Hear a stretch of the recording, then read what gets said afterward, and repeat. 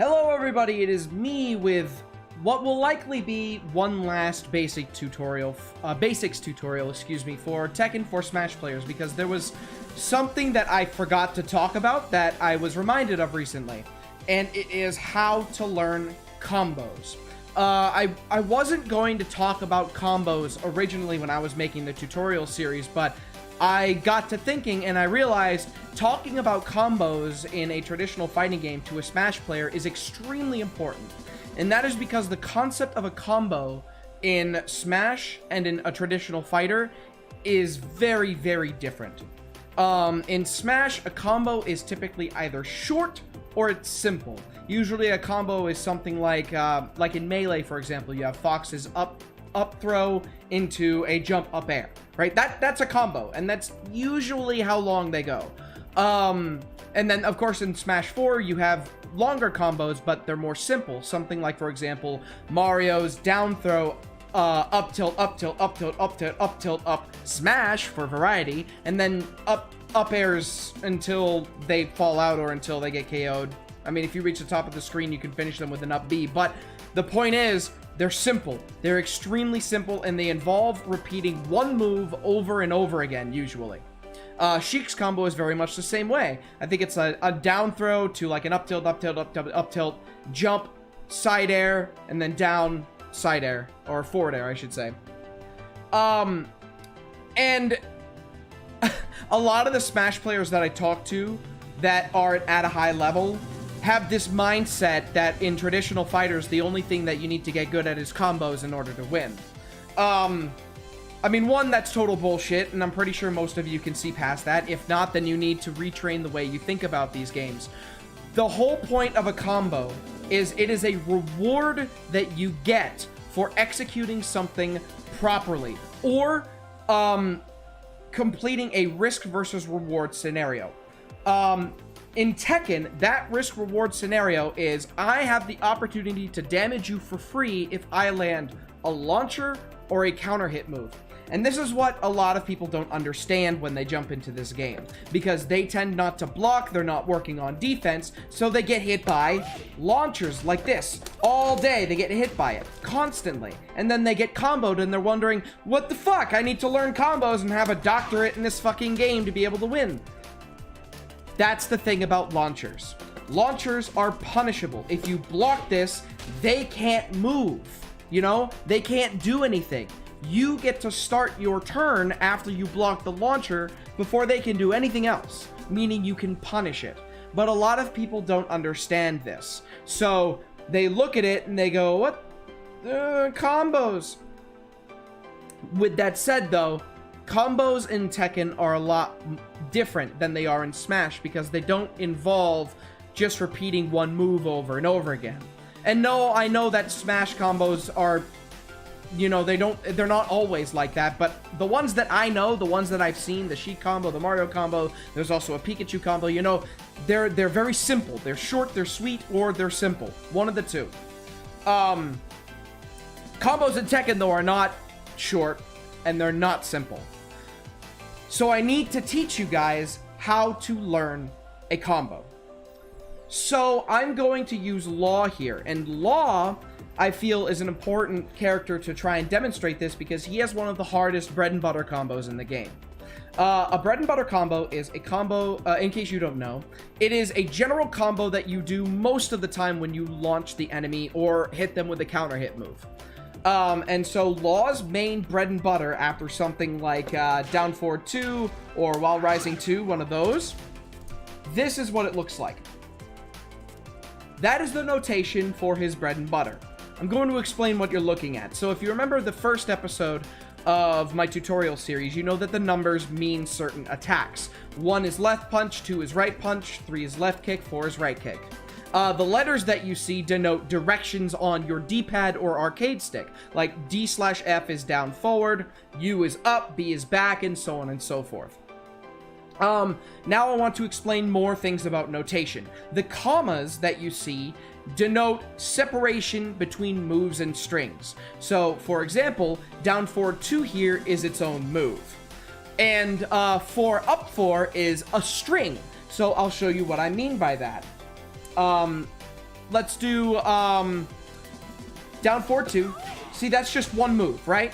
But 4, up 4, it's not 2 moves. It's a string. The whole thing is a string. So, I think it's 4, up 4, right? Hold on. Okay, sorry.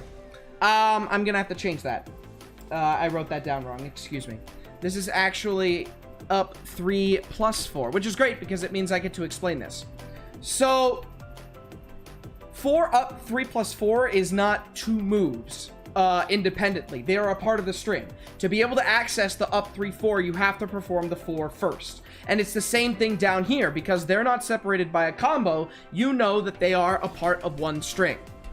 So the whole combo that you see here is down 4, 2, comma, new move or string, 4, up 3 plus 4, comma, new move or string, back 2, comma, new move or string, back to 1, and then S exclamation point. I will show you what X exclamation point means. It means screw. And what screw means is, it's a state that you put the enemy during a combo. That is what screw means. It allows you, when you use it in the middle of a combo, to extend it further than you would normally be able to. Only certain moves are able to do this, by the way. So you have to make sure you know what they are, especially if you float them. Because if you float them with like a jab or something while they're jumping, you can convert it to a screw state so that way you can get a really cool combo off. So that's what that means. Now, if we proceed after the screw, we have 4, 3, back forward, and then excuse me, not exclamation point, sorry. Parentheses DSS. What the fuck does that mean? DSS stands for Dragon Step Stance. And what the parentheses indicate in any of the notation that you see is a stance transition. So, Law here has a stance, which I believe is, I'll just do it after this. See, that's Dragon Step Stance. So, if I press back forward while I'm doing the 4-3 string, I'll transition into Dragon Step Stance, which is that, you see? So, anytime you see letters in a parentheses, that indicates that you transition into a stance by inputting that command. So, within Dragon Step Stance, there is a move that he has, forward 4, which is that. That is what you end the combo on. And that's actually where you get most of your damage. So, the end of your combo is going to look kind of like this. Right? So, that's what that means. I'm going to put it down here. So all of you guys can see it, okay? That's the combo that I'm trying to do right now.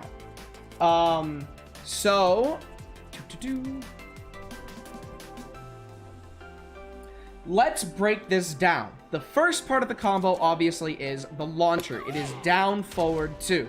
Now, you can probably do this with a lot of different moves as well. I know it's the same bread and butter combo with While Rising 2 as well. And,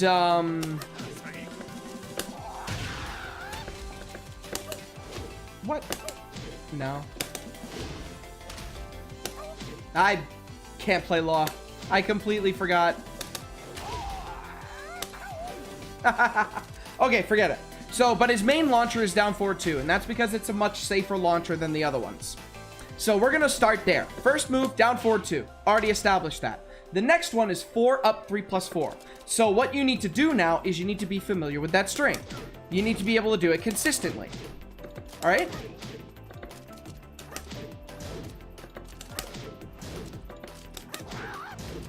See? I'm actually screwing it up because another string is 4 plus 3. And I'm button buffering right now, which is a whole nother topic. So I'm actually not doing it properly. But that's okay.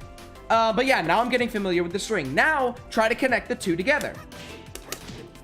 Just stop there. Ignore the rest of the combo. Just make sure you can put the first 2 parts together, okay? And make sure that you can do it consistently. Do it over and over again until you feel you're comfortable with it.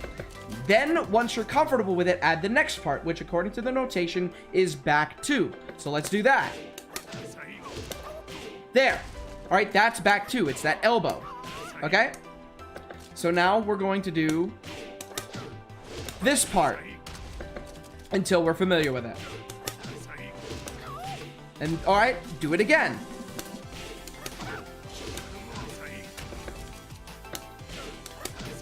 Just keep doing it until you never screw it up. There you go. Alright, now let's add the next part, which is back to 1 into the screw. Alright, perfect. So far, so good. Do it again. Alright, fantastic. Do it again. Alright, now I'd say we're pretty comfortable with that. Now, here's the reason why I picked Law. This part of the combo is his main bread and butter, and you need to end pretty much all of his combos with this. All of his main bread and butter combos, I should say. This is hard. It is extremely difficult to do. Arguably the hardest bread and butter in the entire game. It is 4-3, back forward into Dragon Step Stance, and then forward 4. So what I recommend you do is when you're pressing forward 3, press it quickly, so that way he just does that, press it really quickly, and then press back forward to get into Dragon Step Stance. Just do that until it's nice and consistent. Okay? And then what you want to do is you want to cancel that animation backward with forward. Oh, excuse me. Sorry about that. And this is not easy because you have to press forward with the right timing. You can't do what you did before and just press forward 3 back forward as quickly as possible. Because if you press back forward too early, he's not going to cancel it. See, that's how I cancel it, by pressing forward. But if you do it too soon, he's not going to, he's just going to keep moving backward like a little idiot, right?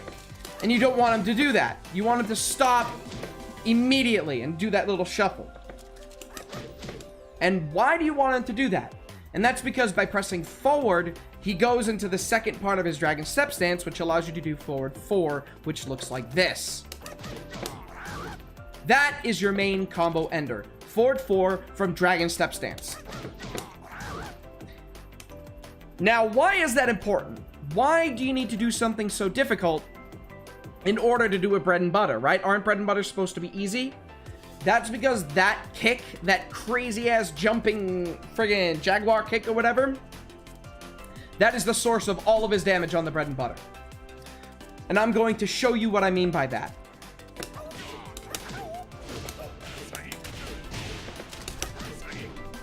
$50 damage. Without that kick, that's how much damage that combo does. Now, I'm going to attempt to do it and show you how much damage it does with that kick. Oh, sorry.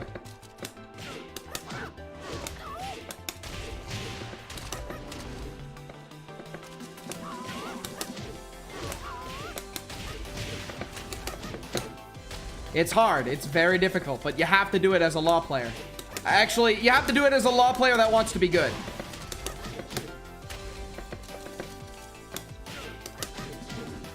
Yeah, messing that up now.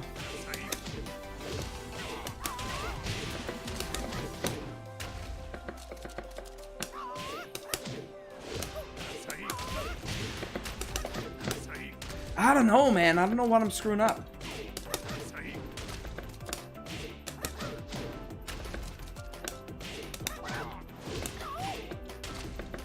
Now I'm getting discouraged. See, this is the process, though. This is the process. And if you have to, just go back to doing one move at a time. Just do one at a time, if you have to, just to get your bearings back.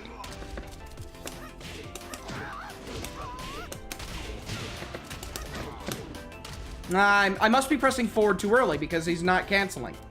So I gotta try that again.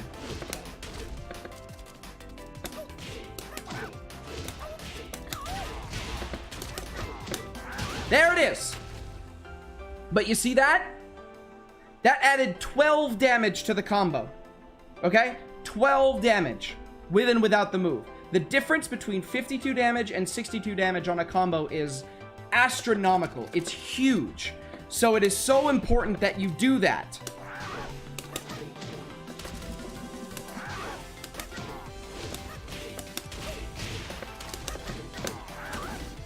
And even then, that move is easy to screw up. It's easy to whiff.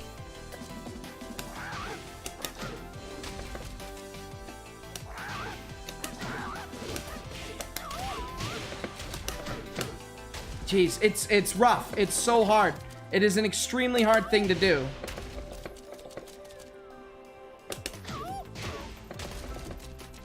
I've completely forgotten all of my moves. There's Dragon Tail. Should have brushed up now, shouldn't I? I'm trying to remember another launcher, but that's okay. But yeah, if you want to get good with Law, and you have to be able to pull that off more times than not. But this bread and butter is very hard. It's so hard that a lot of lifelong Law players still drop it at tournament. It's rough. It is extremely rough.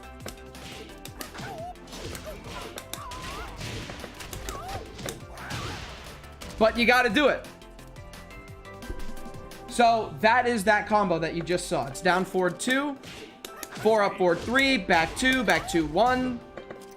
Let's try that again. Down forward 2, 4 up 3 plus 4, back 2. Okay. I can't do it while speaking, I guess. Regardless though, that is how you learn combos. You take it one piece at a time, get familiar with it, and then just do it over and over again until you do it in practice mode, and then you go online and you do it, or attempt to do it, and you fail. Like, that's how it works. That is the process for learning a combo. But eventually, you'll have done it so many times in so many different situations that you're not going to screw it up. That's just a matter of time. But it's hard. Thankfully, not every character has bread and butters that are this difficult. Like, if you don't want to learn a bread and butter this difficult, play a different character. Other characters do have easier bread and butters. Other characters have harder, have bread and butters that are just as hard. Steve, I know, Kazuya and Heihachi have difficult ones off of Electric. I think Mishima, Devil Jin does as well. But a lot of it is just finding the character that works for you. There's probably some people out there that think this combo is for babies because they're that damn good with Law, right?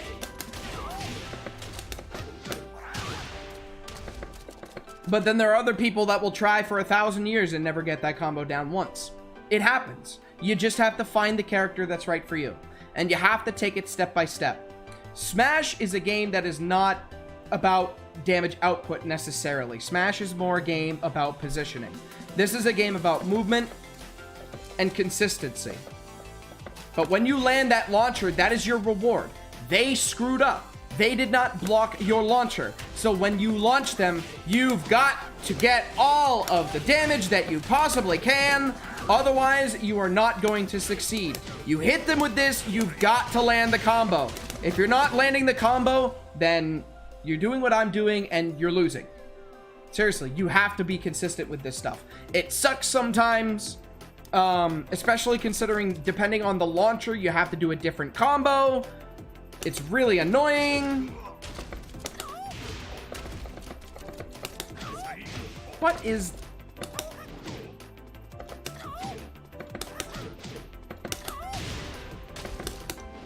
Oh, that's it. Okay.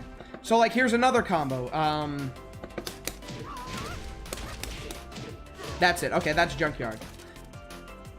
I just needed to remember what Junkyard was. Actually, you know what? Forget it. This video's been gone on long enough with me just trying to do that one simple combo.